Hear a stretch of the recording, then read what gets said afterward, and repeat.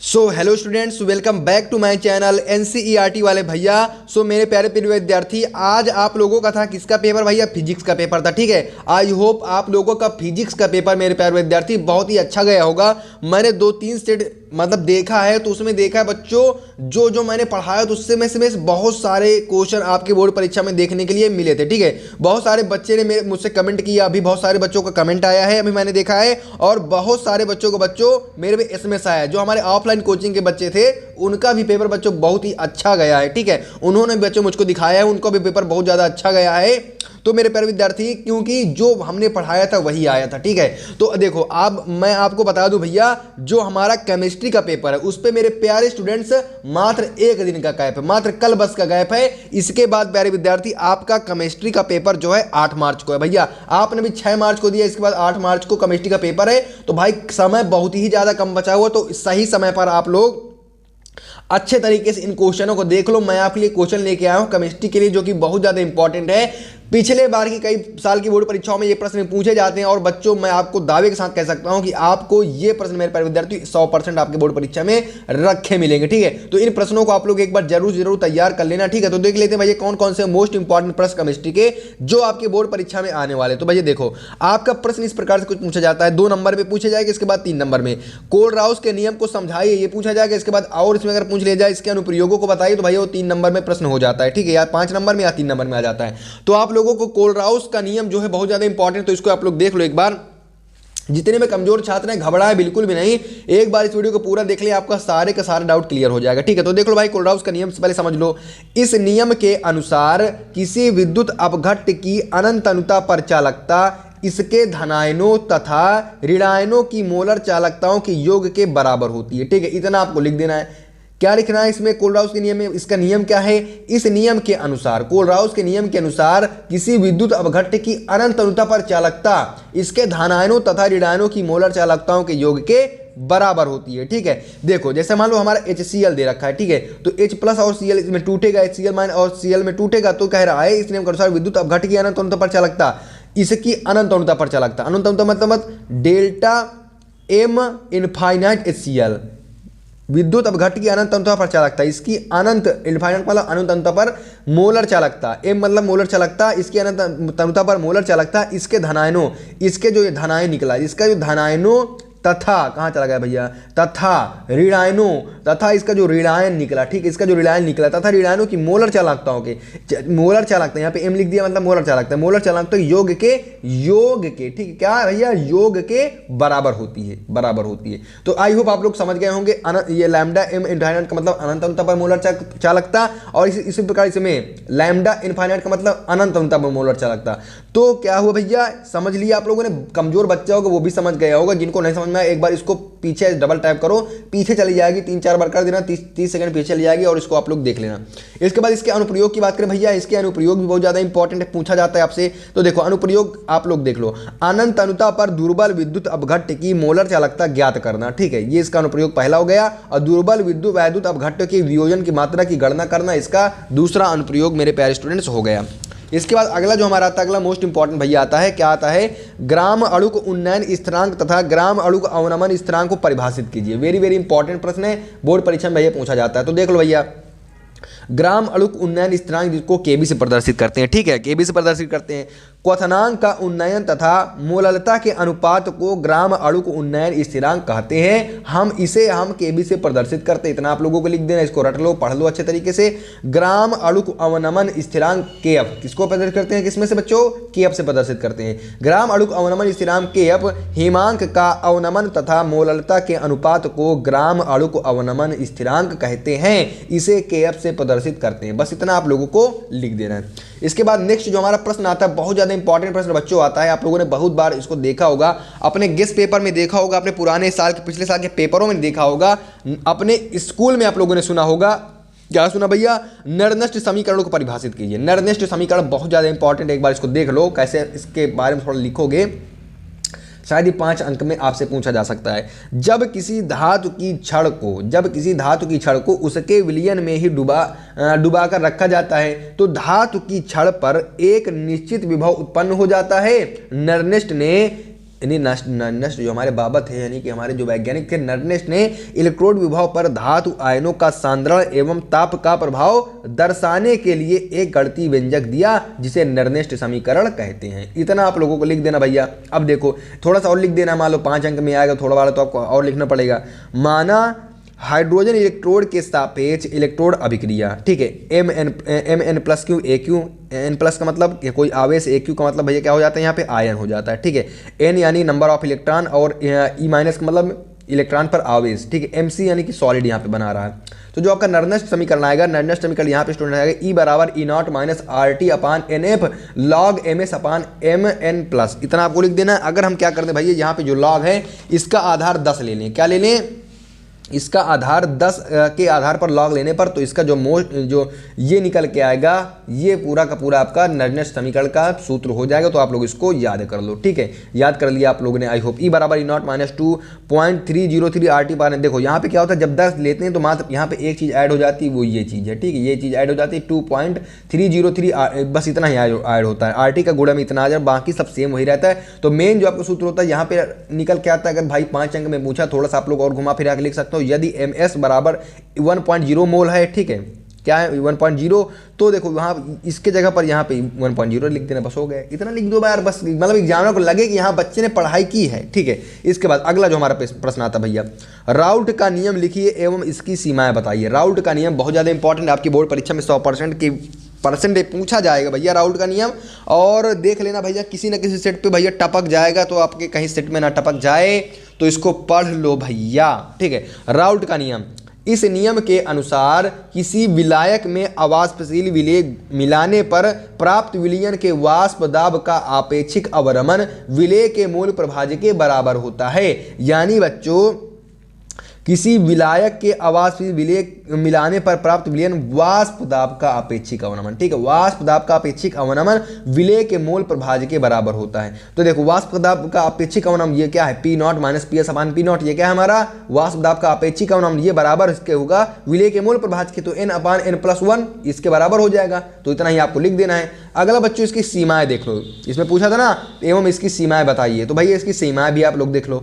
Heading सबसे पहले डाल लेना आप लोगों को सीमाएं, ठीक, क्या डाल लेना मेरे प्यारे विद्यार्थी, सीमाएं आप लोगों को हेडिंग डाल लेना। इसके बाद इस पे लिखना है यह तनु विलयन पर लागू होता है। कहां पे? यह तनु विलयन पर लागू होता है, यह अवाष्पशील पदार्थों पर लागू होता है और यह विद्युत अपघट्ट के विलयन पर लागू नहीं होता है, ठीक है। बस इतना आप लोगों को लिख देना मेरे प्यारे विद्यार्थी। इसके बाद जो आपका थोड़ा सा और मोस्ट इंपॉर्टेंट आता है भैया मोलरता। क्या आता है मेरे प्यारे विद्यार्थी? मोलरता। उदाहरण से समझाइए।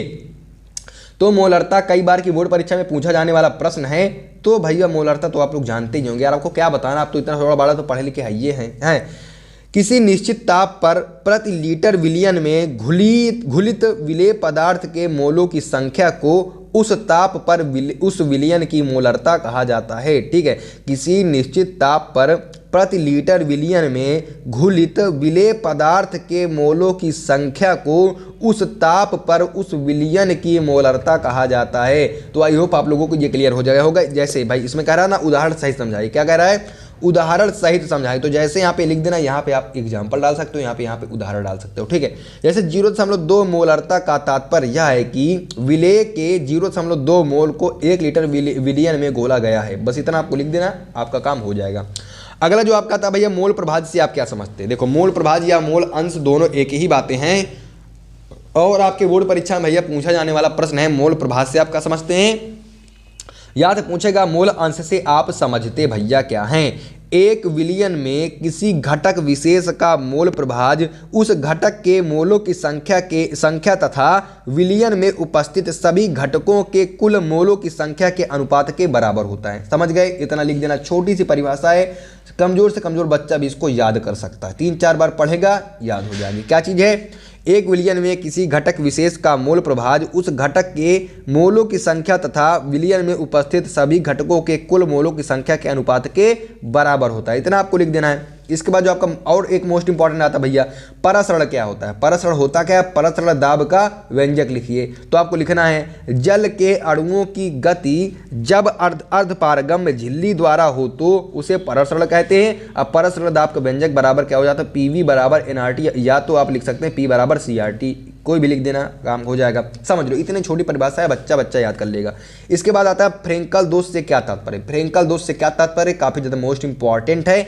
आयनिक क्रिस्टल में धनायन जब अपना स्थान छोड़कर रिक्त स्थान में चला जाता है। आयनिक क्रिस्टल में धनायन जब अपना स्थान छोड़कर रिक्त स्थान में चला जाता है तो यह क्रिस्टल दोष कहलाता है। बस इतना आपको लिख देना, यह फ्रेंकल दोष कहलाता है। ठीक है, यह फ्रेंकल दोष कहलाता है। इसके बाद आता है आपका साटकी दोष से क्या तात्पर्य। भाई साटकी दोष थोड़ा कई बार पूछा गया, 2-3 बार पूछ जा चुका है, तो एक बार देख लो।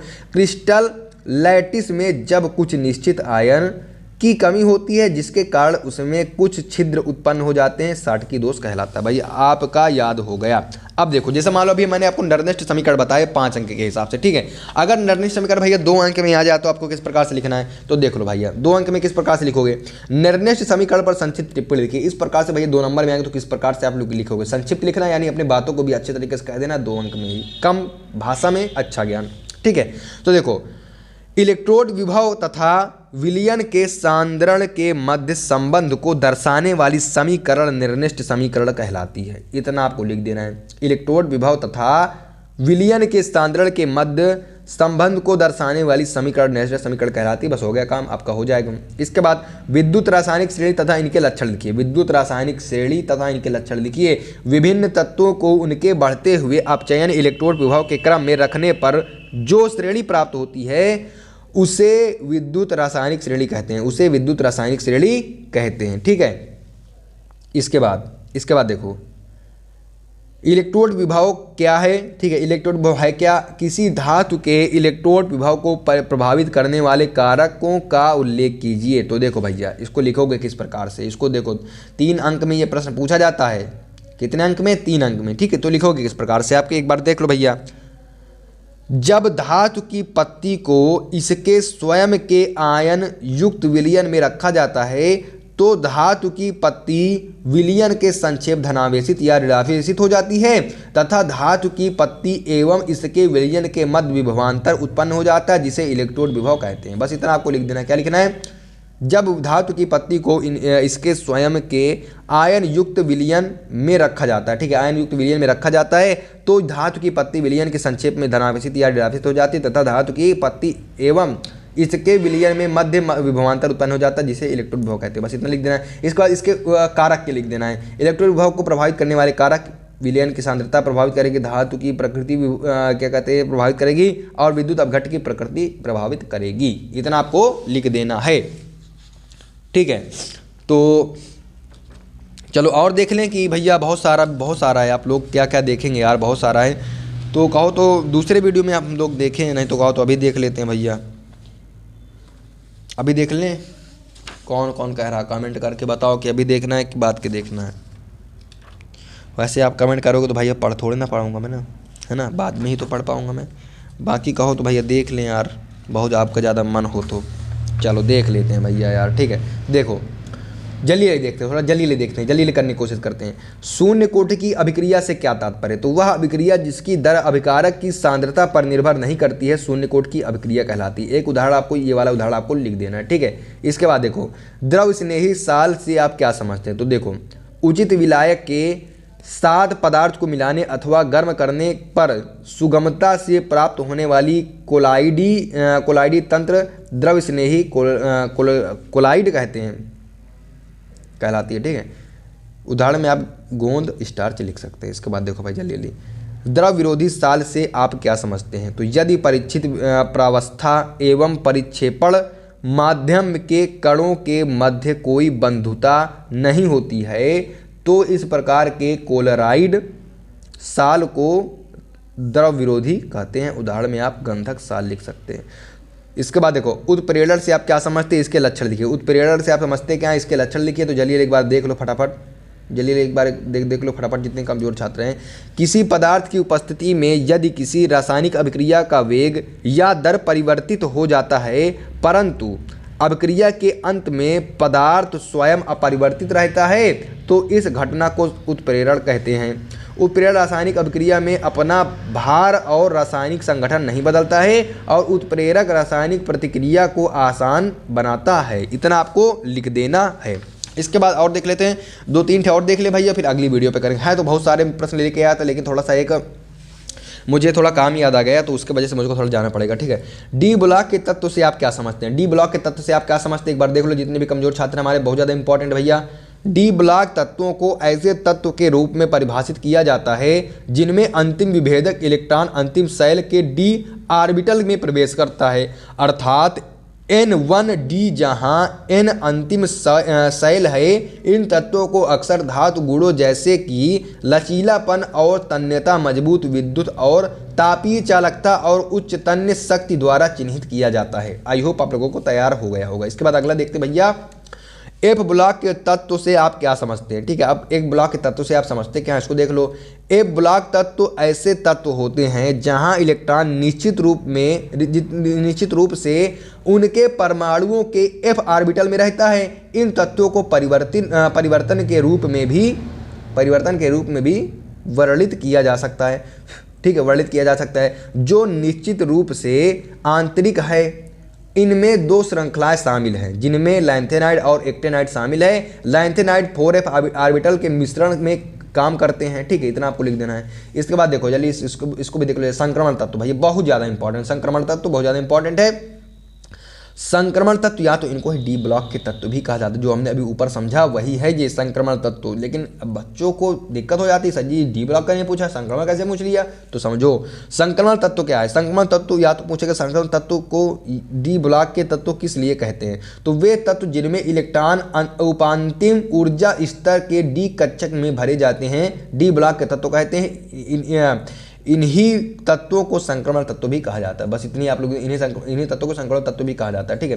तो आइए बच्चों, अभी बहुत सारे देखो, बहुत सारे प्रश्न हैं, ये देखो ये प्रश्न है, ठीक है, ये बहुत सारे प्रश्न हैं, बहुत सारे प्रश्न लिख के लाया था मैं, लेकिन मुझे थोड़ा एक जरूरी काम याद आ गया भैया, इस वजह से आपको मैं यहीं से एंड करता हूं ये वाली क्लास, ठीक है। तो आई हो बच्चों, आप लोगों को ये हमारी मोस्ट इंपॉर्टेंट जो वीडियो पसंद आई होगी भैया।